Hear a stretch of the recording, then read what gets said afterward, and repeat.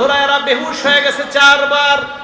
হুশ ফিরে আসার পর আবু হুরায়রা বললেন, কিয়ামতের ময়দানে আল্লাহ বান্দাদের সামনে আসবেন, লিয়াকজিয়া বাইনাহুম, বান্দাদের মাঝে বিচার করবে।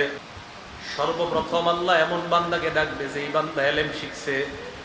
এরপর ডাকবে রাজুলুন কুতিলা ফি সাবিলিল্লাহ, যেই ব্যক্তি আল্লাহর রাস্তায় শহীদ হয়েছে এমন বান্দাকে ডাকবে। এরপর ডাকবে রাজুলুন কাসীরুল মাল, সম্পদশালীকে আল্লাহ ডাকবে।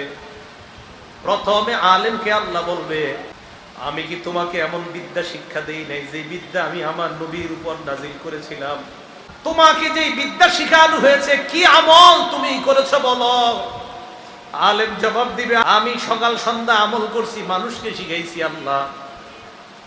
আল্লাহ বলবে, কাযাবতা, তুমি মিথ্যা বলছো। ফেরেশতারাও সাথে সাথে বলবে, তুমি মিথ্যা বলছো। তুমি চেয়েছো জনগণ যেন তোমাকে বড় আলেম বলে, মুফতি মুহাদ্দিস বলে।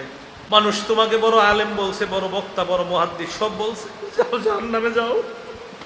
এরপর আল্লাহ শহীদকে ডাক দিয়ে বলবে, তুমি কেন শহীদ হয়েছে বলো? শহীদ বলবে, আল্লাহ আপনারই খুশি করার জন্য শহীদ হয়েছে। শহীদকে বলবে, তুমি লড়াই করছো, মানুষ তোমাকে বাহাদুর বলবে এই কারণে, দুনিয়াতে বাহাদুর বলছে, যাও জাহান্নামে যাও। দাতাকে বলবে, তুমি যেন বড় দাতা এটা বলার জন্য তুমি দুনিয়াতে দান করছো, জাহান্নামে যাও।